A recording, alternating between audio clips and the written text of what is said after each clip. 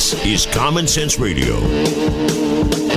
Straightforward and no excuses. All right. Come on now. This is the Steve Gruber Show.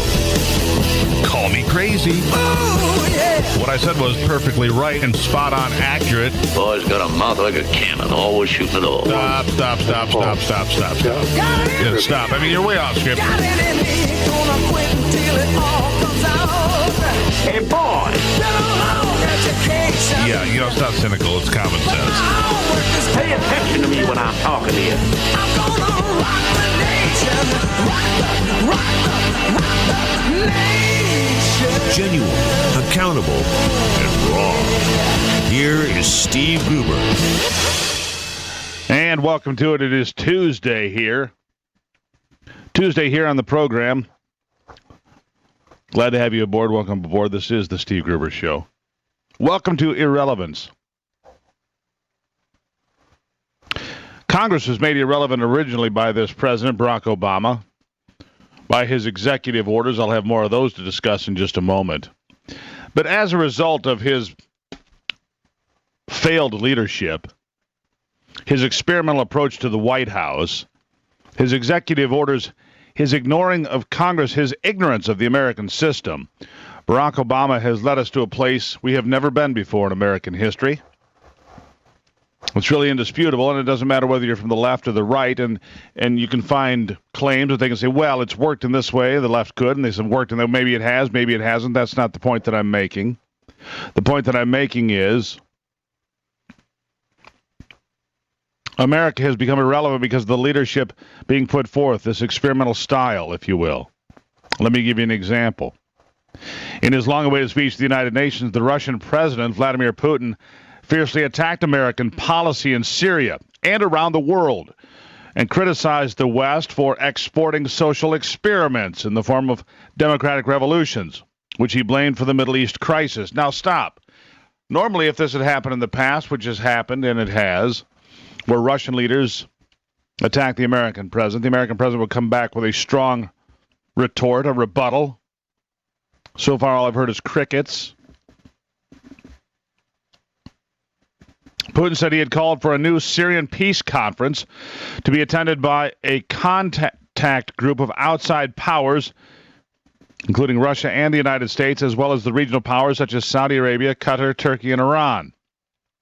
Despite the fact that Russia is not among the countries led by the United States currently conducting operations against ISIL, Mr. Putin followed up reports that it was coordinating intelligence sharing between Iran, Iraq, and Syria, and putting Moscow firmly at the center of the world's war on terror. In fact, he went so far as to compare his plans to the alliance that fought Adolf Hitler in the Second World War.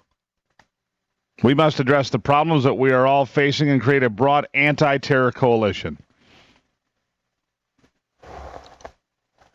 Simply put, the United States is not taken seriously anywhere anymore.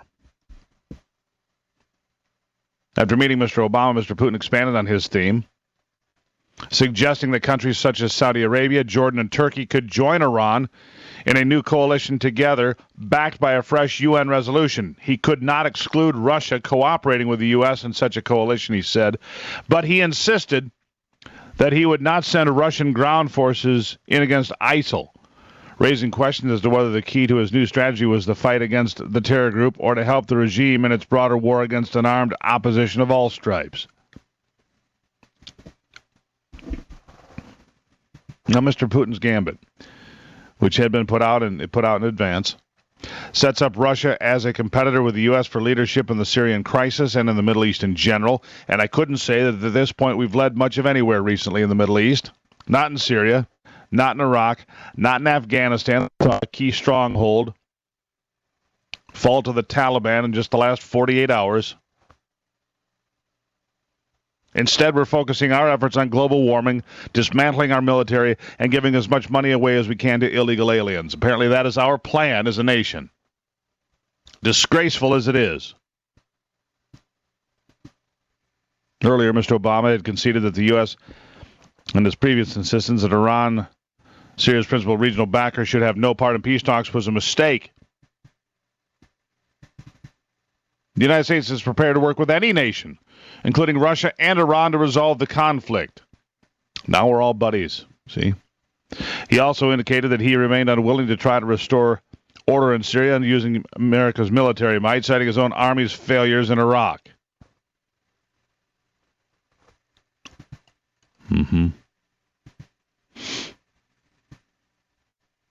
So where do we go from here, America? Because let me tell you something else. It's something else here that seems much more important. Because here at the United Nations on Monday, how did President Barack Obama spend the majority of his time? Well, besides the Syrian conflict, of course, he spent his time on global warming. Because he has this misguided notion that somehow the planet is in immediate peril. This misguided notion that, we're all going to die next week, apparently, or the next couple of years. By 2010, there were supposed to be 50 million refugees from global warming. Where are they? This is from the IPCC, the Intergovernmental Panel on Climate Change from the United Nations. 50 million refugees by 2010, 5 years ago. Where are they?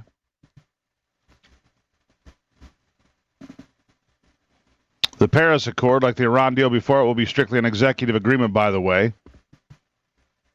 Given that Obama wouldn't have the votes to pass anything in either chamber, prospects seem to have improved for getting a deal after last week's agreement with China, which has announced plans for a cap-and-trade scheme and a push for a global accord in France.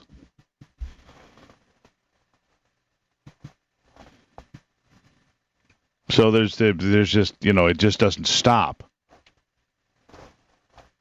And let me give you one more example.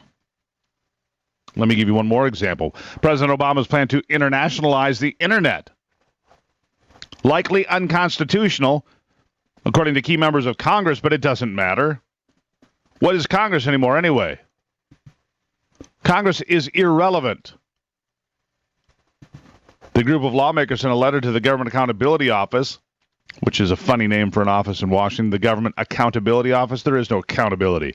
Saying that the plan to relinquish oversight of Internet domain name functions to a global multi-stakeholder raised questions about the administration's, quote, authority to transfer possession and control of critical components of the Internet's infrastructure to a third party.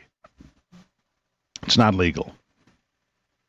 And all the Republicans are raising their hands and making noise. And you know what? Nothing's going to happen. The lawmakers point out that the Constitution says Congress has the exclusive power to dispose of and make all needful rules and regulations respecting the territory of other property belonging to the United States. And does that matter to this president? Absolutely not. Absolutely not. The president made a plan back in 2012 to ease Assad out of Syria with Russia's help. Remember that big plan in May of 2012? How'd that work out? Yeah. Tuesday on the Steve Gruber Show, just here to slap some common sense into you. We'll be right back.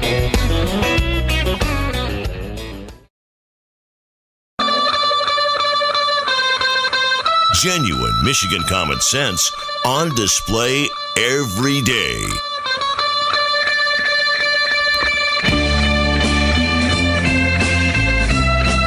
All right, I'm going to need you to get a pencil and pay attention. There could be a quiz on this one. Of course, the test could come in the form of your electric bill in the mail, or your gas bill, or anything else that you pay utilities for. You're going to pay the price for social experimentation in my estimation. What do I mean by that? Well, simply this. The United States has no federal mandate for renewable power production. None. Does that surprise you? Of all the talk of global warming and climate change and all the things that President Barack Obama seems to spend all of his time on, there is no federal mandate for renewable power.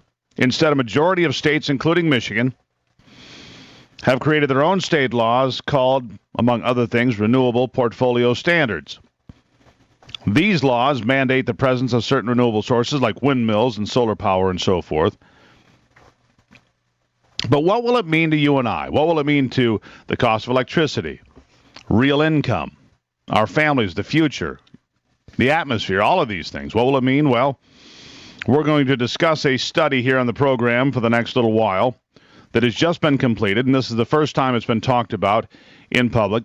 Dr. Ryan Yonk, the study's chief author of Renewable Portfolio Standards Michigan, is here with us. Doctor, welcome to the program. Thank you for having me, Steve. Glad to have you here. All right, let's start with the people that put this report together. Give me just a quick snapshot of some of the folks involved here. So this report was done by Utah State University's Institute of Political Economy, myself, who works in the center, along with Tyler Bruff, who's a macroeconomist, who brings together a sort of hardcore understanding of macroeconomic principles and modeling, along with Randy Simmons, who is another economist who works on issues of how does public policy impact both the economy and individuals' lives, came together to ask the question, when you make a policy choice that forces people to choose one type of electrical generation over another, what does that do to the macroeconomic economy? All right, so it's an economic review of what we're doing here in Michigan in large part. Now, keep in mind, this is for the listeners and for you as well, Doctor, nine coal-fired power plants will be shut down next year in Michigan by April. 1.5 gigawatts of electricity taken out of the grid. And now we're being told that this cannot be reversed. It's on its way. The wheels are in motion, and it will mean rolling blackouts in Michigan starting next summer. Now, we'll get to that, but that's one obviously very significant impact on green energy, if you will, and the Environmental Protection Agency, and the push by this government to make global warming, or alleged global warming, the pinnacle of the threats against America. Let's talk about the things you looked at now, Doctor. What kind of things did you analyze? How long did the report take? And more importantly, what did you find? What did you learn? Well, so the report, we've been working on it as a national. It's a national sample of states that both have and do not have RPS standards, so you have something to compare against. And so using macroeconomic data and a methodology first developed by the Philadelphia Federal Reserve, we looked at what was going on in places where RPS had been adopted in the way of jobs, incomes, and industrial electrical power use, which is a pretty good metric for how sort of the macroeconomy is going on. And what we found using that national sample was a loss in each of those categories. That growth that was occurring was slowed down by the requirement to select one type of power over another. And for Michigan, and for Michigan families, that comes out to be about $3,800 less in income they could have had absent the RPS. So hold on one second, let me, just so I understand this, so we're clear. Renewable portfolio standards, the pursuit of utopia, I guess, in the green energy world, results in nearly $4,000 being taken out of the pocket of each family in Michigan. Yeah, it changes what's going on in the larger economy and the ripple effects of making folks choose one over the other by the state stepping in and dictating that you will purchase X amount from this power source. What we would call them as economists is opportunity costs start to add up. And those costs add up in the terms of real dollars and real jobs. Well, that's pretty significant. If $4,000, well, $3,830. I'll just round up and add little taxes on there and call it $4,000. $15.1 billion in 2013. So I'm going to guess we're probably past $4,000 now. Non-farm employment has also declined by nearly 3%. And you also say in this report that RPS, this Renewable Portfolio Standards, the drive for windmills and solar panels, correlates with an increase of 10% in the state's unemployment rate. I mean, you're talking about almost 25,000 jobs, you say, have been lost as a result. So that's much more devastating than $4,000 in income lost. If you don't get the job altogether, it's a big loss. Yeah, these are real effects in the larger economy. And what's particularly problematic about these sort of policy changes is these aren't necessarily jobs that were already in existence that then went away. Those things are easy to see. These jobs and the income that is foregone are things that could have been created absent this policy choice. And that's one of the toughest things for anyone to look and say, okay, what's this policy going to have as its impact? And in this case, using that macroeconomic model, the real workhorse of macroeconomics, we end up seeing that there are foregone jobs and there are foregone income that could have occurred if this policy choice hadn't been made. So what? Okay, so here we are, though. And we just watched the president yesterday go before the United Nations and again declare that global warming and climate change, or whatever he refers to it today, global climate disruption change, whatever, is the biggest challenge facing the world today. And yet, it's been the nicest summer ever again. Production of wheat, corn, rice, walnuts, and apples setting all-time records around the world, primarily led by the United States, but our production is incredible. And I'm trying to figure out what exactly we are pursuing. I know it's not exactly your side of the aisle, but the economic boom in agriculture and so forth is being heard around the world. And is there really a problem we need to be dealing with, I guess?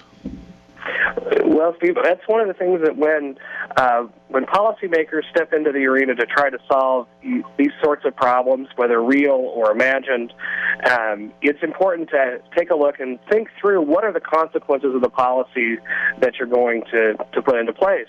And so as policymakers and the public thinks about these things, it's not these sorts of policies are not costless. And thinking and remembering that there are costs to these policies, even when we look and say, okay, we're worried about this.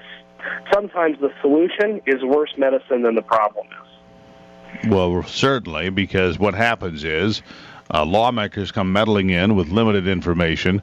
Let's be honest, 90% of the lawmakers are attorneys. I need an attorney here and there now and then too, but I don't want them figuring out the science problem. Hold your thoughts right there. It's 41 after the hour. We're on the line here with Dr. Ryan Yonk, one of the study chief authors of the study on renewable portfolio standards for Michigan. It's costing us almost $4,000 per family. May have cost us 25,000 jobs, actual jobs here in Michigan because of our pursuit of windmills and solar panels. It's from Utah State University. You're hearing about it here first on the Steve Gruber Show. We'll be right back.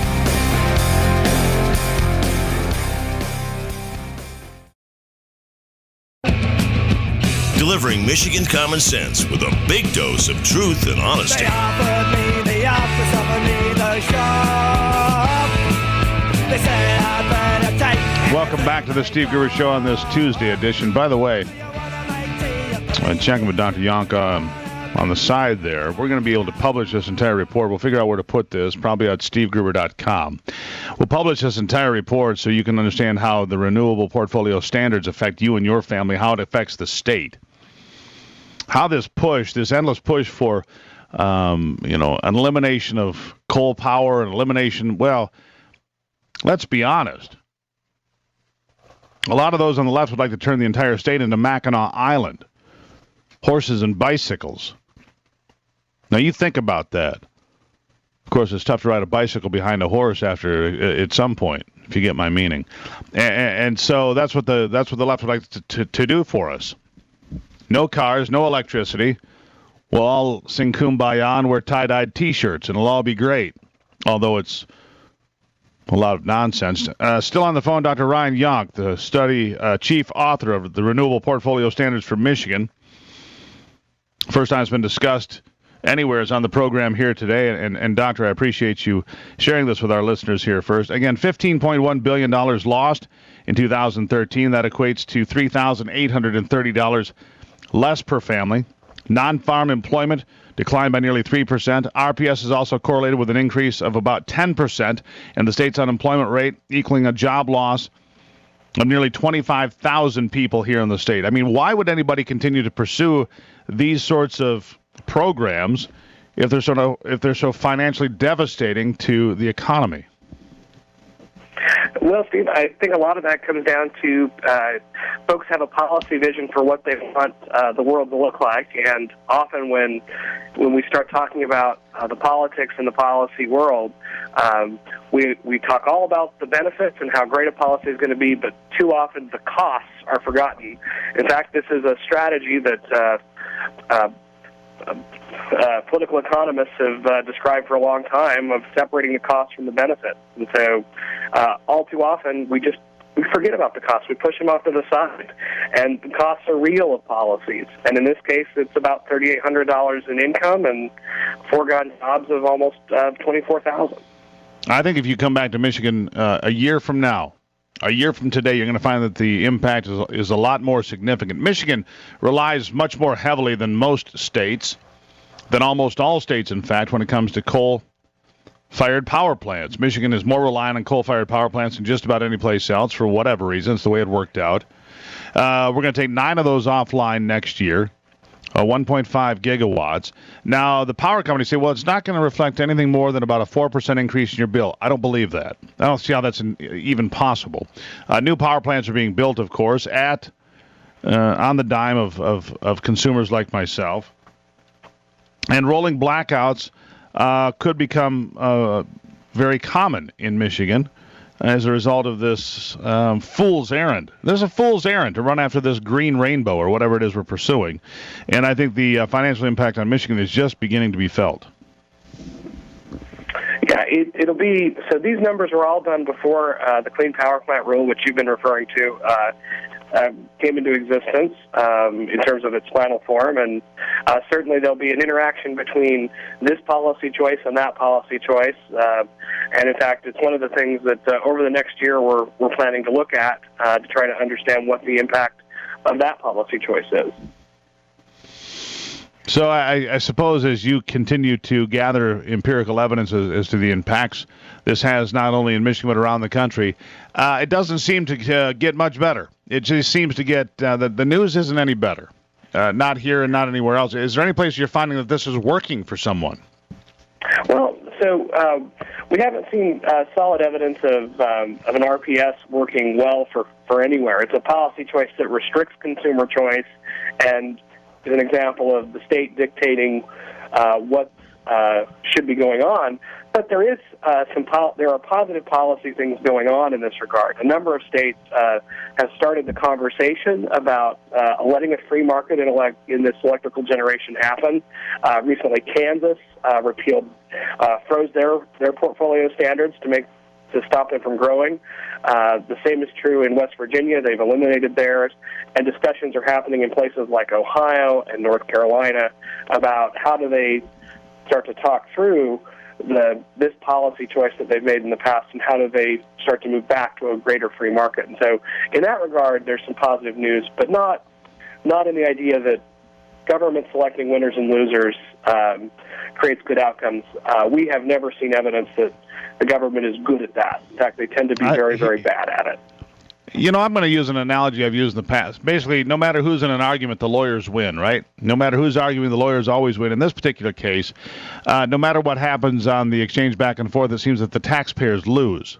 You know, it's a similar example to me. No matter what happens in this green energy discussion, we pay more. We lose.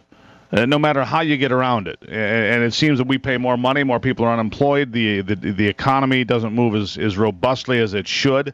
Let's be honest, America moves on vast quantities of cheap energy. That's why America works, because it's a big place, a big piece of real estate, and we need a lot of energy to make it all work. Doctor, I'll give you 30 seconds for the last word. Well, Steve, the last word would be policies like this, where you let government choose winners and losers, have costs, and policymakers and the public should be mindful that any claims that there are no costs to a policy should be viewed very skeptically. And that sort of skepticism will go a long way to helping Michigan and other places select better policies. And this particular policy in Michigan has real effects to the tune of $3,800 per household. And we're going to go ahead and put this study up at stevegruber.com. We're going to put it up so people can find it, Doctor, and they can share their thoughts and then read it for themselves and reflect upon it. But great information. I appreciate your time. I appreciate you sharing this first here on the Steve Gruber Show. Absolutely, Steve. Thank you very much. All right, Dr. Ryan Yonk, everybody, the chief study author for Renewable Portfolio Standards in Michigan. We're going to put that up at stevegruber.com. I'll let you know when it's there. But again, $3,830 less per family, 25,000 people that don't have jobs as a result. There are real impacts in the real world. It's the Steve Gruber Show on a Tuesday.